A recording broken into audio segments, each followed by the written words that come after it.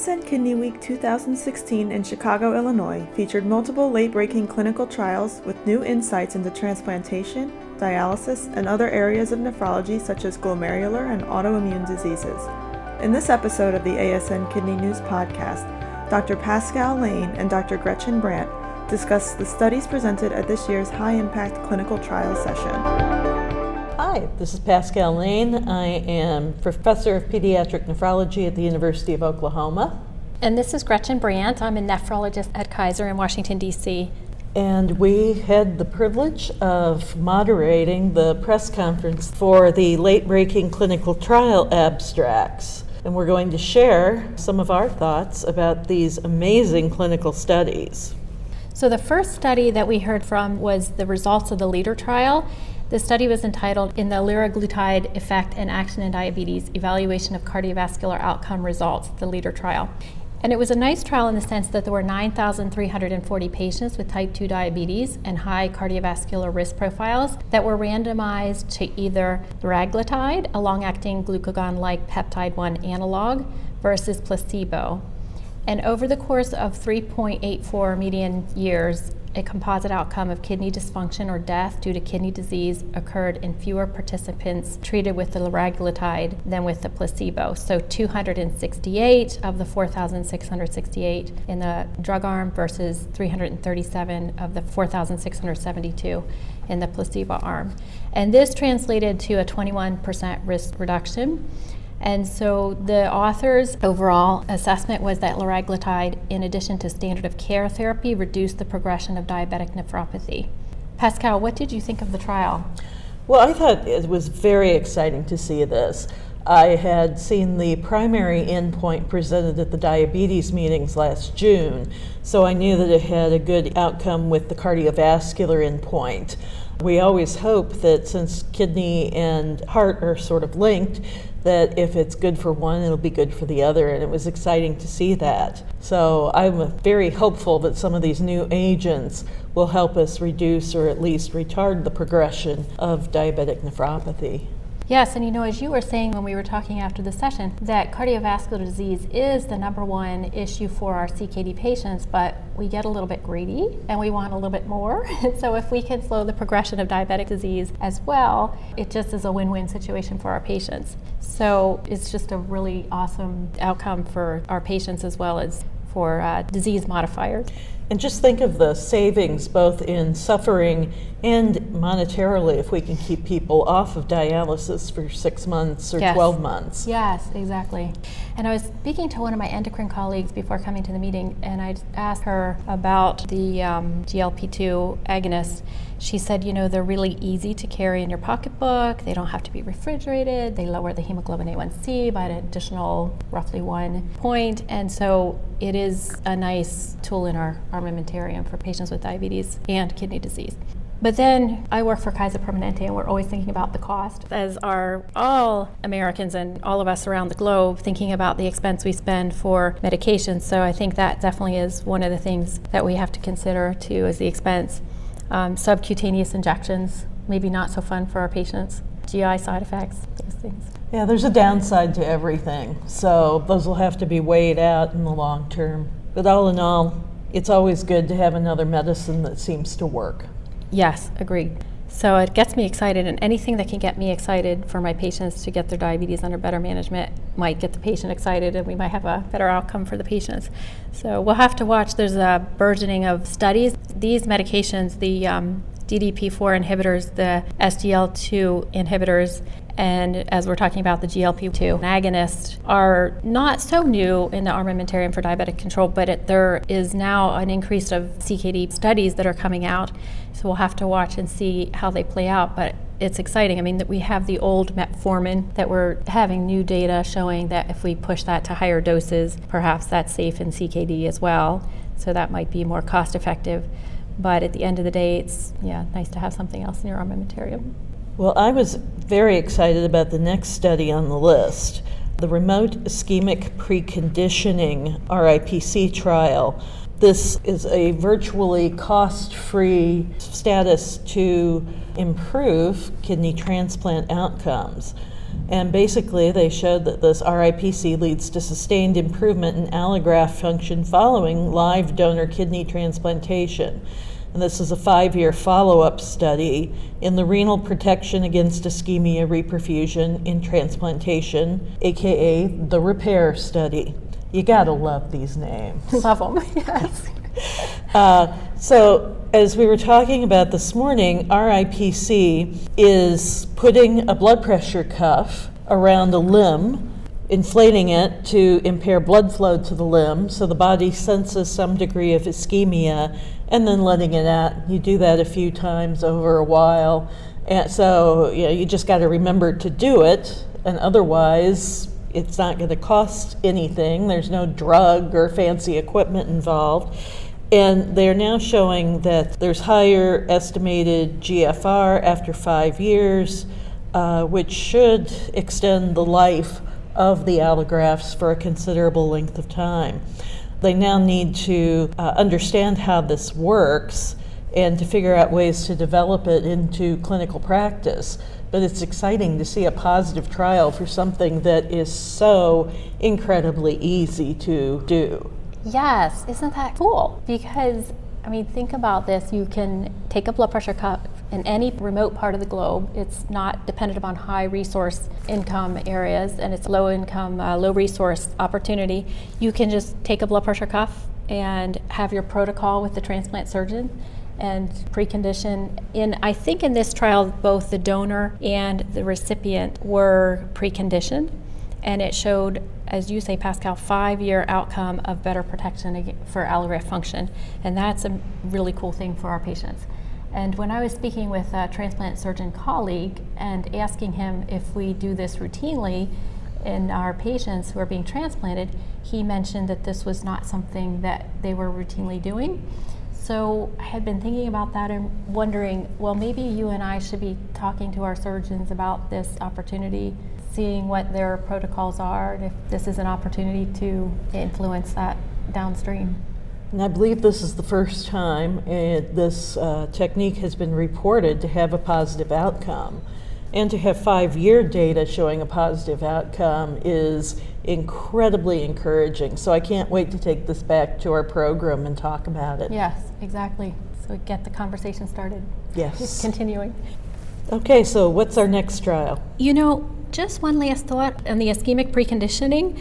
We are coming, you had mentioned it actually, Pascale, that we're coming back to the basics of physiology and pathophysiology. We still don't really fully understand why this works. Right. It feels like you're priming the pump a bit, that you're kind of warning this transplant that downstream there's something about to happen, be prepared. It's sort of like getting your flu shot and making sure that when you see the flu itself, you're ready to go. Not that you want the flu, but it's a nice reminder that there is more bench research to be done to understand this situation a little bit better. Certainly. And I hope that we can find things that are simpler and along this line, as well as the more sophisticated treatments. Which takes us to one of our other trials that we heard about, which Dr. Hugo presented information on rapid ATG versus basiliximab induction for rapid steroid withdrawal after renal transplantation. It was an open-label, multi-center randomized controlled trial.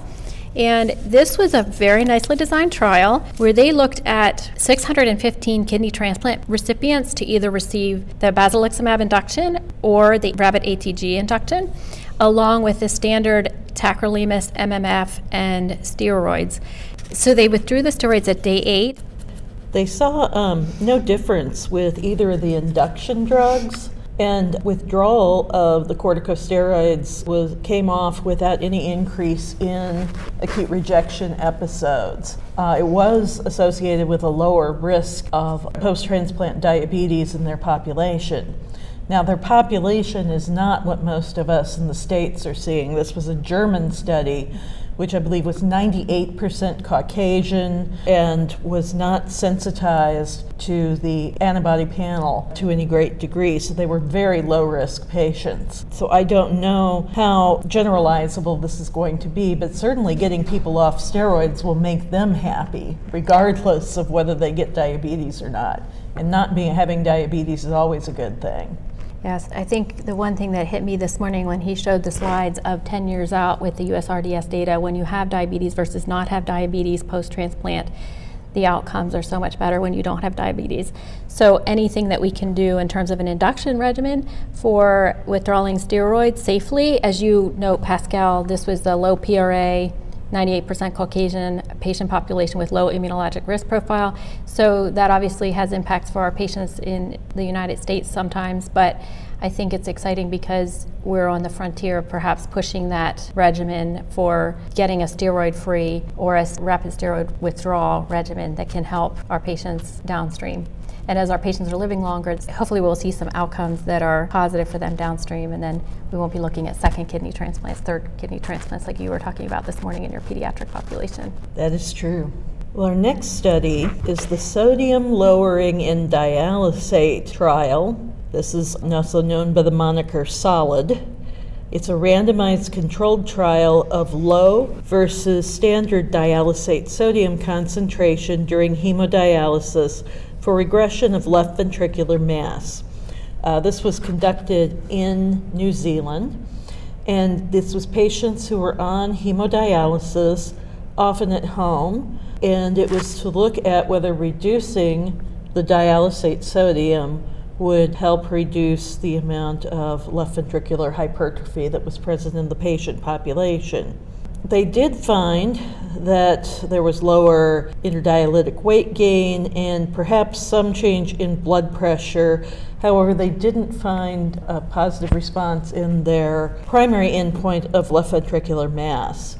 However, the study was only a few hundred patients, and it may be that other issues besides SALT will be the keys to preventing or improving this cardiovascular outcome. They also are planning to extend to a larger multicenter study to see if there are benefits above and beyond the endpoints they've already examined. Yes, I think as you said, Pascale, this is a nice trial with 99 patients, so not a lot, but they're on home hemodialysis.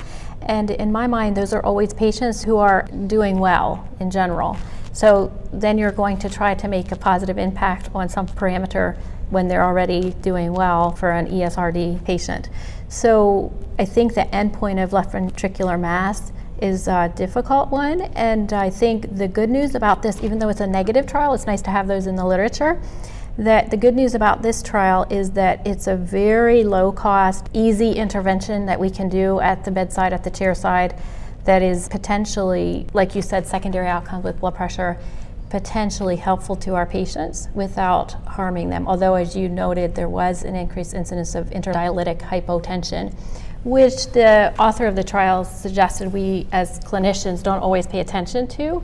We sometimes forget that even though the patient looks okay at the bedside or at the chair side, they may be experiencing these things that are not so fun. The other issue he didn't address this morning that I hope will come up when we hear the full paper tomorrow is whether or not people shorten their treatment because of the hypotension, because that might explain part of why they didn't see any effect if they were getting less dialysis. But we'll have to wait until tomorrow for those numbers. We'll have to wait till tomorrow. You know, I was just going to say, I think it is tough to do dialysis studies with lots of variables, and left ventricular mass reduction is hard. Shall we move on to the next one? Yes, next study. So our next study that we heard about this morning was the AURA-LV, successful treatment of active lupus nephritis with voclosporin. And this was a trial of 265 patients with lupus nephritis. 32.6% of the patients received low-dose voclosporin, and 27.3% of the patients received high-dose voclosporin. And they achieved a complete remission at 24 weeks, compared with 19.3% of patients receiving placebo. They also noted that partial remissions were more common in patients receiving either the low or high-dose voclosporin than in those receiving placebo. They noted too, though, that the side effects were higher in the patients treated with voclosporin, consistent with increased immunosuppression, but that the favorable results will help plan subsequent studies of voclosporin in lupus nephritis. So, Pascale. Well, always having another drug for lupus is a good thing, especially one that is not related to the other classes of drugs that we've used before. We can often get kids, the children I treat with lupus, who are primarily teenagers, into remission with the usual runs of drugs, but then they relapse and we need something else to try and keep them from doing that again. We've got a handful that we've started on tacrolimus, which is a cousin of the voclosporin. And, it seems to work in those patients. So it's encouraging to see this class of drug being tested for lupus and showing such a good outcome. Another exciting thing was that in this case, the lower dose of the drug was just as good as the higher dose, and they didn't have to test levels of it.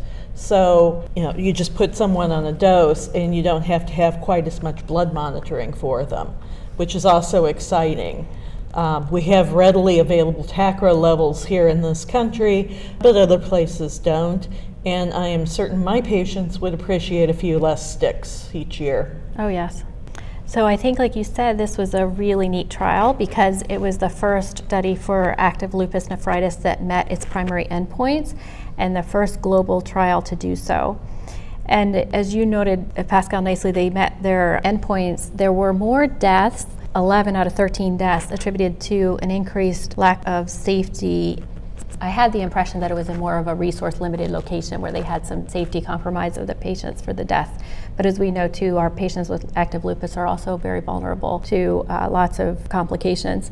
But they did this using a new medication, voclosporin, that's a novel calcineurin inhibitor, that they basically took the addition of one carbon molecule and enhanced the binding capacity of the VCS cyclophilin complex to calcineurin, and then we're able to do just flat dosing, so there's no need for drug monitoring. So that was really cool, like you say, in a resource-limited location. Wow, to not have to check drug levels, very nice. And it's also impressive to get such good results across most continents in the world. I don't believe there were any patients in Antarctica, but I think otherwise they had a center in at least every landmass on the globe. Mm-hmm. With a wide representation, hopefully when we see the data tomorrow, wide representation of different racial mixes, different ethnicities, male, female, so forth. Yes, it's always good to see a positive study in nephrology. Yes. Anything else on that one? They mentioned that they had the usual side effect profiles with blood sugar, lipids, neurologic tremor, infection risk. So I look forward to tomorrow's session where they can elaborate maybe a little bit more on some of those side effect profiles. But I think calcineurin inhibitor versus MMF versus rituximab versus cytoxan, cyclophosphamide, this is going to be a nice addition to our armamentarium for lupus nephritis. Yes, it will be when it finally gets approval. Yes. Okay, well, our last study is one that I may be a bit biased about because I had patients in it.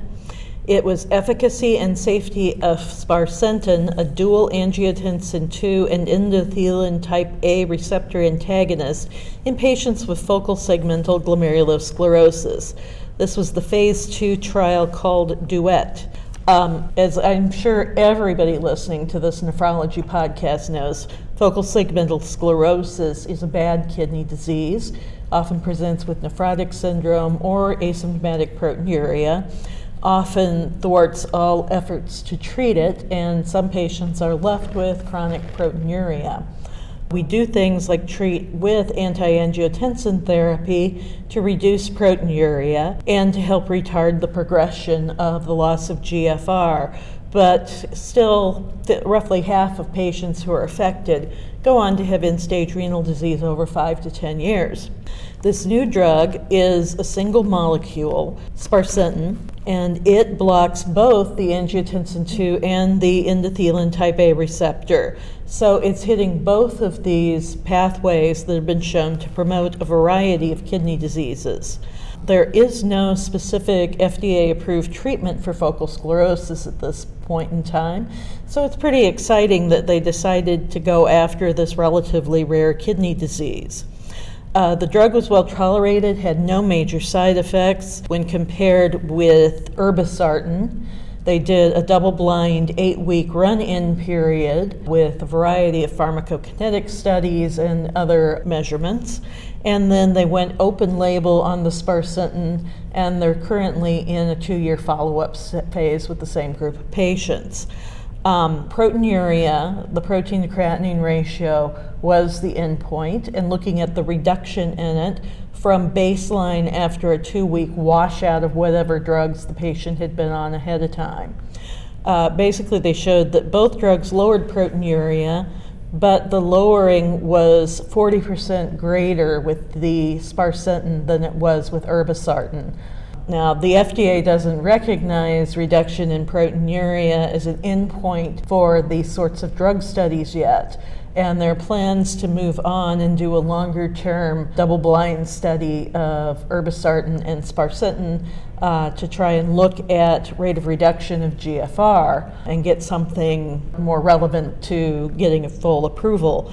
But as a pediatric nephrologist, I can tell you anything that lowers proteinuria that much better has got to be good for the patient. There's also a paper at this meeting that's reporting a new sustained partial remission composite endpoint that they have looked at in this population and found that it was achieved much more with sparsentan than with irbesartan. So we may actually have a pretty good treatment for focal sclerosis here. Yes, Pascale, it's fun because when I was looking at this, I guess it started with irbesartan it's a nice example of translational research is what I was reading about, because when they discovered that irbesartan had some of the same qualities of angiotensin II, and they were able to develop a drug that had both angiotensin and ETA receptor areas. So they then did the lab studies, animal studies, clinical trials, and now we're at the point where we're getting some exciting outcomes for the patients. And it's a well-tolerated drug from what we were hearing. I think there was some wind of potential anemia side effect that maybe you could talk about. They haven't shown any anemia data to us yet. The main thing everybody was concerned about was hyperkalemia, which was not a big problem with either drug in the study. So that was pretty happy. The other thing is there's a lot of secondary analysis that I think is going to come out of this group, looking at prior immunosuppression and relapses and things like that we just don't have any data on yet. So I'm looking forward to seeing full presentation and then seeing what they do with this drug in the future. Now, what about edema, side effects with edema? Should we be using more diuretics when we have the opportunity to use this medication, or what are your thoughts on it? Well, I always use diuretics if they're needed, and there certainly wasn't a big increase in edema in either arm of the study. So I think we probably just have to do what we need to do for each individual patient.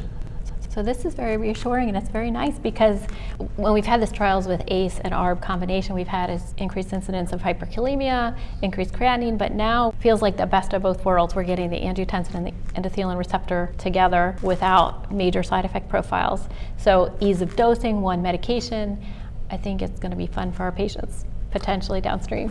When you start talking about mixing an ACE and an ARB, you're hitting the same pathway in two different spots.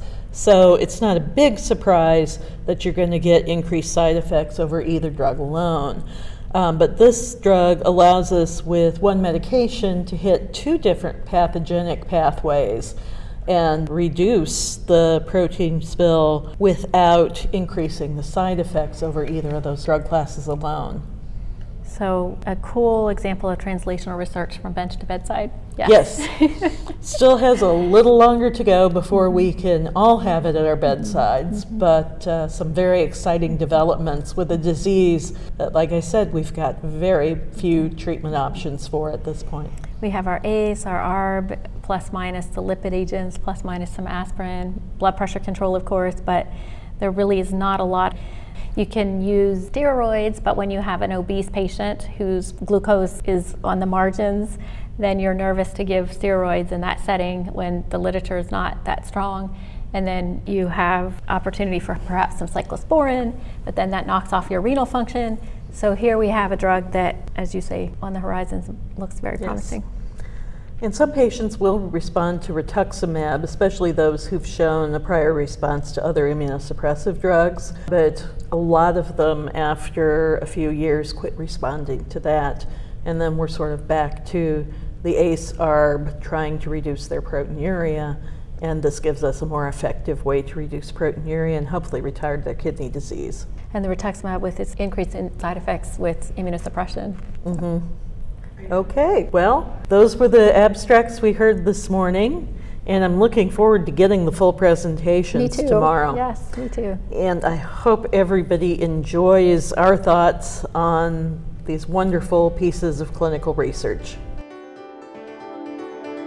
This podcast is copyrighted by the American Society of Nephrology, all rights reserved. All content in this podcast is for informational purposes only and is not intended to be medical advice. This podcast should not be used in a medical emergency or for the diagnosis or treatment of any medical condition. Please consult your doctor or other qualified healthcare provider if you have any questions about any medical condition or before taking any drug, changing your diet, or commencing or discontinuing any course of treatment. Thank you for listening to this podcast of the American Society of Nephrology.